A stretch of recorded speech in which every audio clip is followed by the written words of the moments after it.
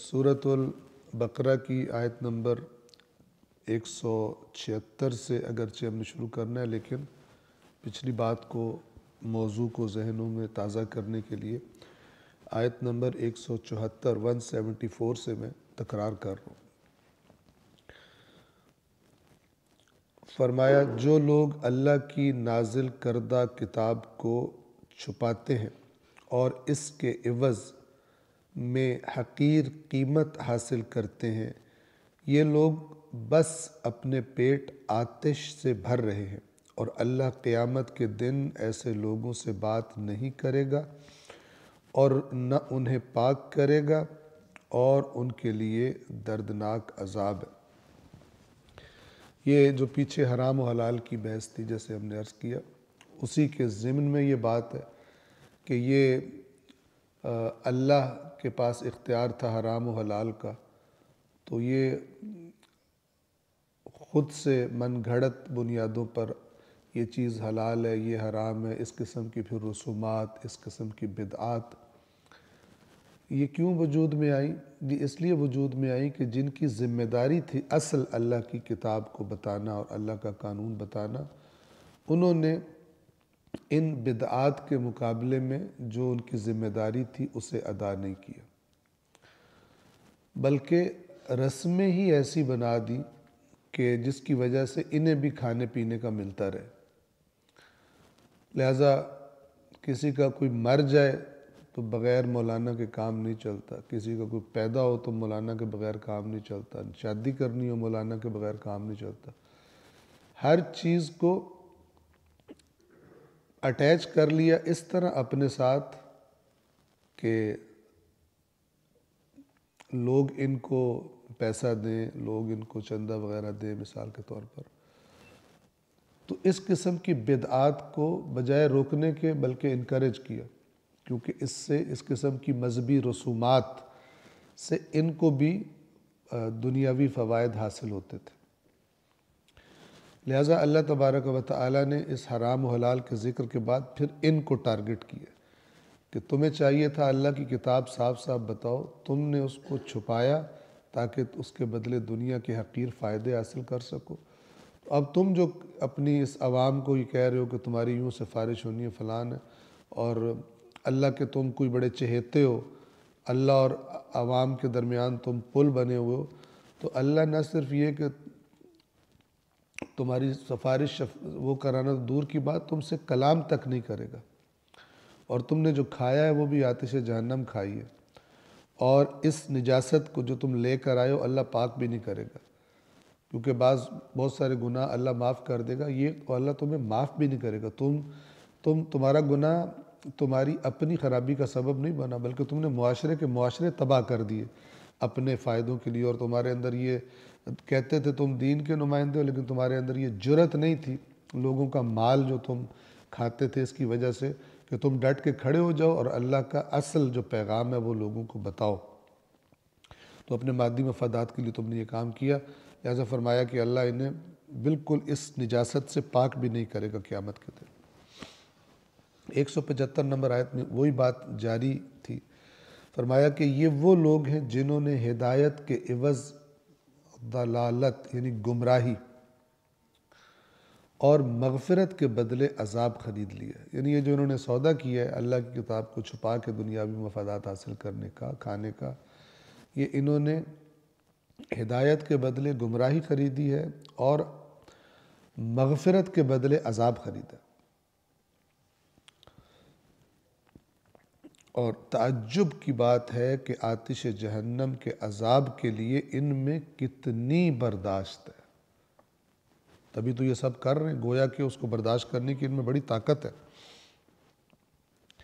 تو آیت نمبر 175 تک ہم نے پڑھا تھا، آیت نمبر 176 آپ کی خدمت میں عرض کر رہے ہیں۔ فرمایا ذَلِكَ بِأَنَّ اللَّهَ نَزَّلَ الْكِتَابَ بِالْحَقِّ،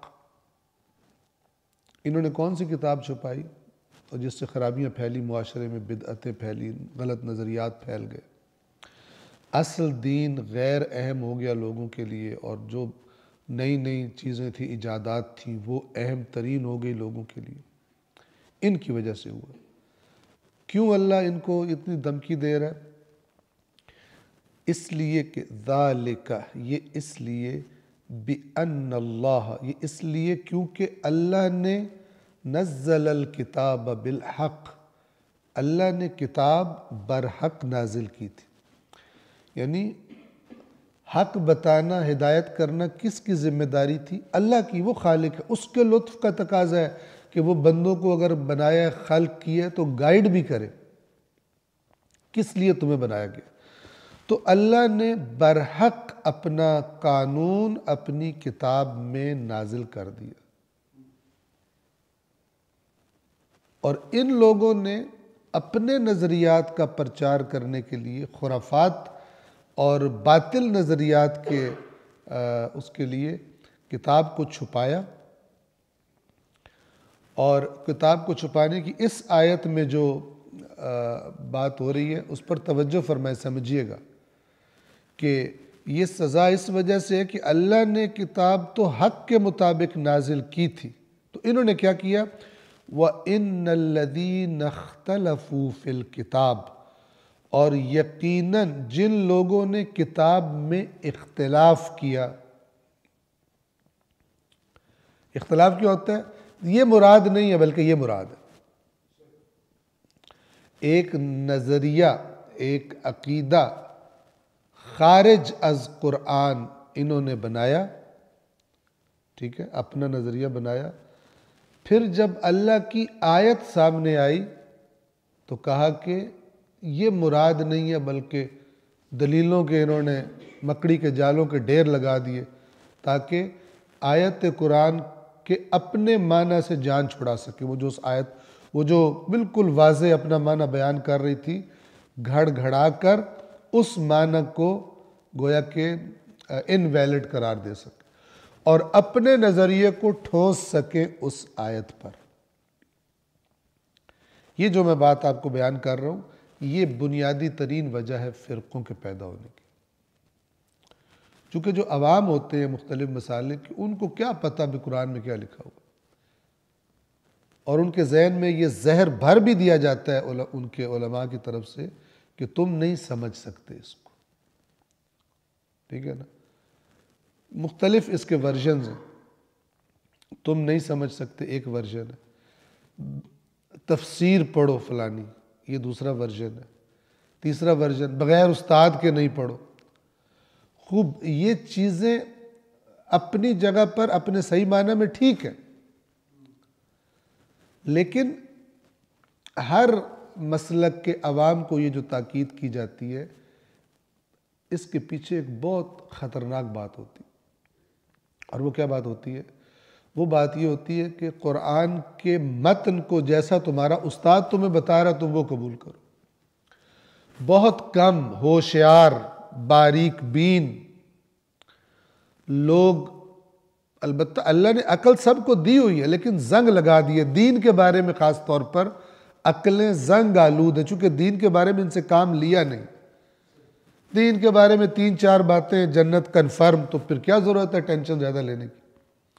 کیا ضرورت ہے آیات میں غور و فکر کی؟ کیا ضرورت ہے جب جنت ملی ہوئی ہے اور ہر مسلک کے پیروکاروں کو ان کے مولویوں نے کنفرم کر کے دی ہوئی ہے علماء نے، تو پھر ٹینشن لینے کی؟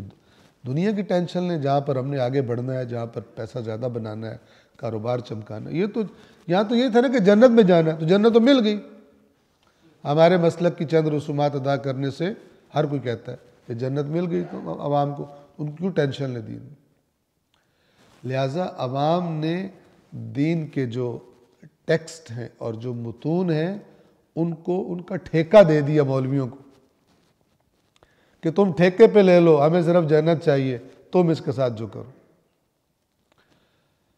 اب ظاہر ہے وہ انہی سے سن کے سارا جب دین لیتے ہیں، سارے نظریات لیتے ہیں، تو ان کو تو جو بتا رہے ہیں ان کو تو پتہ ہے اگر یہ ایکسیڈنٹلی اللہ کی کتاب پڑھنا شروع ہو گیا تو کئی باتیں اس کے ذہن میں کئی جگہ پر یہ بدکے گا. لہٰذا اس بدکنے کا اعلان کرنے کے لیے پہلے ٹیکہ لگا دیتے ہیں، کہتے ہیں کہ مثلا اس طرح سے پڑھو، خود اکیلے نہیں پڑھنا. جبکہ ہم کیا تجویز دیتے ہیں قرآن پڑھنے کے لیے؟ ہم یہ تجویز دیتے ہیں کہ بغیر کسی تفسیر کے، بغیر کسی حاشیے کے، اللہ پر اعتماد کر کے قرآن مجید کے متن کو اچھی طرح پہلے ہضم کر لیں کہ ٹیکسٹ قرآن کا کیا کہتا ہے، اس کے بعد پڑھیں، بسم اللہ تفسیریں پڑھیں، اسٹیپس ہوتے ہیں نا ہر چیز کے۔ ابھی تو یہ جیسی تفسیر پہ لگاتے ہیں کہ جناب ایک صاحب نے کہا مجھے تو بسم اللہ میں ہی 5 سال ہو گئے، میں اس کی تفسیر ختم نہیں کر سکا، تو باقی کو کون کرے گا؟ اس کا پوتا آ کے مکمل کرے گا، ٹھیک ہے نا؟ آپ تو 20 جلد 25 جلد تفسیر ہے، کون پڑھے گا؟ ایک جلد قرآن اس 20 30 40 جلد پہ بھاری ہے، اور بہت بھاری ہے۔ ہم کہتے رہتے ہیں کیونکہ اگر آپ کو قرآن کے متن، قرآن کے ٹیکسٹ کا اچھی طرح پتہ ہے، آپ مانوس ہیں، آشنا ہے، اللہ کے اپنے لفظوں سے آپ آشنا ہیں، تو یہ اللہ کے لفظ ہی آپ کو بتائیں گے کہ فلان مسلک کے مفسر نے کہاں سے چیٹنگ کی ہے، کہاں سے پھسل کر اور دوسری طرف چلا گیا، کہاں سے رسی کو سانپ بنا کے دکھایا اس نے۔ بڑی ایک اچھی مثال ذہن میں آتی ہے، جب جادوگروں نے رسیاں پھینکی تھی اور سٹکس پھینکی تھی اپنی، تو قرآن کے لفظ ہیں کہ دیکھنے والوں کو لگ رہا تھا کہ یہ سانپ ہے، حرکت کر رہی، یخیل، تخیل، قوت خیال، یعنی ان میجیشنز نے قوت خیال پہ ضرب لگائی تھی، ایسی ٹرک کی تھی کہ وہ رسیاں ان کو سانپ لگ رہی تھی نہیں۔ اسی طرح ہر زمانے کے سامری اپنے باطل نظریات کی رسیاں اور سٹکس پھینکتے ہیں، اور وہ لوگوں کو لگتی ہے کہ یہ تو صحیح کے سانپ ہے، مثلا صحیح میں حرکت کر رہی ہے۔ ایسے میں اگر کوئی بندہ اللہ کی کتاب کو اچھی طرح پڑھے تو یہ قرآن آپ کے دماغ میں جا کے ان نظریات کے ساتھ وہی کام کرے گا جو حضرت موسیٰ کے عصا نے سانپ بن کر ان جادوگروں کی رسیوں کے ساتھ کیا تھا، اور یہ نگل جائے گا ان کو۔ توجہ کر رہے ہیں؟ چونکہ یہ بھاری ہے، لیکن اس سے دور کر دیے گئے لوگ، اس سے دور کر دیے گئے۔ آپ کبھی سوچیں کیوں کہہ رہا ہے قرآن بغیر استاد کے نہ پڑھو؟ کیا ہوا؟ اللہ تعالیٰ نے ایسی باتیں کی ہیں جس کو پڑھ کے بندہ گمراہ ہوتا ہے؟ کیوں کہا جا رہا ہے؟ اس لیے کہا جا رہا ہے کہ جو کھچڑی پکائی گئی ہے وہ ڈسٹرب ہو جائے گی، کیونکہ بندہ پڑھے گا اللہ یوں کہہ رہا ہے، ہم نے تو یوں سنا ہو۔ لہٰذا وہ پہلے ہی بجائے یہ کہ آپ قرآن کے ٹیکسٹ پہ فوکس کریں، وہ جو دوسرا دلائل بتانے والا ہے، جو آپ کے ذہن کو مثلاً توجہ اس سے اور طرف لے جانے والا ہے، وہ شروع سے ہی آپ کو اس طرح کر، جیسے ہوتا ہے نا، اگر ایک درخت نے سیدھا اگنا ہے لیکن آپ جو ہے روشنی سائڈ پہ کر دو، وہ تو ٹیڑھا اگنا شروع ہو جائے گا، کیونکہ اس نے اس طرف جانا ہے جس طرف اس کو روشنی آ رہی ہے، تو ٹیڑھا اگ جائے گا۔ تو یہ جو ستم کیا ہے امت نے مل جل کر اللہ کی کتاب پر، اور ہم کہتے رہتے ہیں کہ کتاب پر بھی اور اہل بیت علیہم الصلاۃ والسلام پر بھی اس امت نے مل جل کر جو ظلم کیا ہے، یہ ہماری کوشش ہوتی ہے کہ اس کی طرف متوجہ کیا جائے۔ وَإِنَّ الَّذِينَ اخْتَلَفُوا فِي الْكِتَابِ، اور یقیناً وہ لوگ جنہوں نے کتاب میں اختلاف کیا۔ ایک نے کہا نہیں یہ مراد، دوسرے نے کہا نہیں یہ والی مراد۔ اختلاف کی بنیاد کیا ہے؟ تاکہ اصل بات کو چھپائیں اور اپنے فوائد حاصل کریں۔ اور جن لوگوں نے کتاب کے بارے میں اختلاف کیا، لفی شقاق بعید، یقیناً وہ بڑے بعید جھگڑے میں پڑے ہوئے، یعنی جھگڑے میں، ضد میں بہت دور چلے گئے۔ کیوں؟ ہدایت تو وہ تھی جو اللہ کی کتاب میں لکھی ہوئی تھی، جب اس کے بارے میں جھگڑا شروع کیا، جتنا جھگڑے، جتنا ضد میں آئے اتنا دور ہو گئے۔